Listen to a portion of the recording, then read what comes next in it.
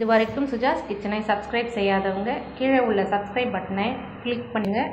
அப்படியே பக்கத்தில் இருக்கும் பெல் பட்டனையும் பிங்க் பண்ணிவிடுங்க. வணக்கம், வெல்கம் டு சுஜாஸ் கிச்சன். இன்றைக்கி பால் கேசரி எப்படி செய்கிறதுன்னு பார்க்க போகிறோம். சிவராத்திரிக்கு ஸ்பெஷலாக நைவேத்தியம் வைக்கிறதுக்கு செய்கிறது எப்படின்னு பார்க்கலாம். இந்த கப்பில் நான் மெஷர்மெண்ட்டில் 3.5 கப்பு பால் எடுத்திருக்கேன். அது காய வச்சுக்குவோம். ஃபஸ்ட்டு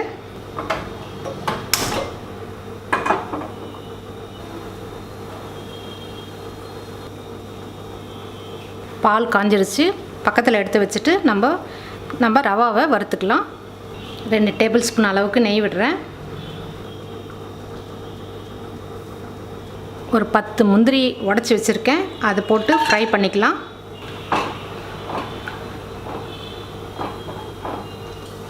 முந்திரி ஃப்ரை ஆகிடுச்சு, எடுத்து வச்சுருவோம்.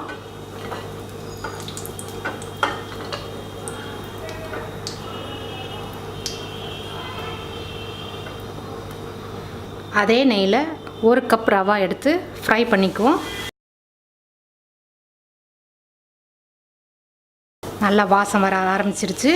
நம்ம இப்போ வறுத்தது போகிறோம். இப்போ பால் கலந்துடலாம். ஸ்டவ்வை சிம்மில் வச்சுட்டு நம்ம காய்ச்சி வச்ச பாலை இதில் சேர்த்துடலாம்.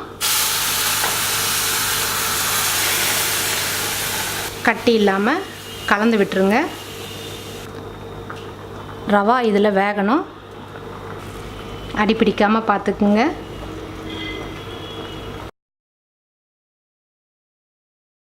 இப்போ நம்ம சர்க்கரை சேர்த்துருவோம். நான் 1 கப்பு சர்க்கரை சேர்த்துருக்கேன்.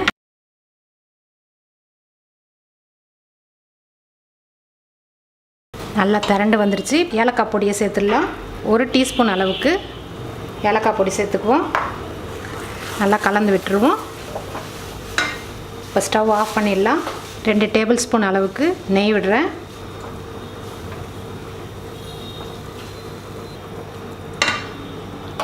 நம்ம வறுத்து வச்ச முந்திரியும் சேர்த்துடலாம்.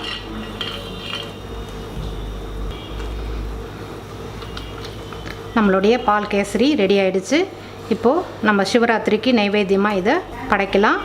நம்மளுடைய சிவராத்திரி ஸ்பெஷல் பால் கேசரி ரெடி ஆகிடுச்சு. உங்களுக்கு யூஸ்ஃபுல்லாக இருக்கும்னு நினைக்கிறேன். பிகினர்ஸ்க்கு ரொம்ப யூஸ்ஃபுல்லாக இருக்கும். இதை நீங்களும் செஞ்சு பாருங்கள். செஞ்சு பார்த்துட்டு உங்களுடைய கமெண்ட்ஸை எனக்கு ஷேர் பண்ணுங்கள். தேங்க்யூ.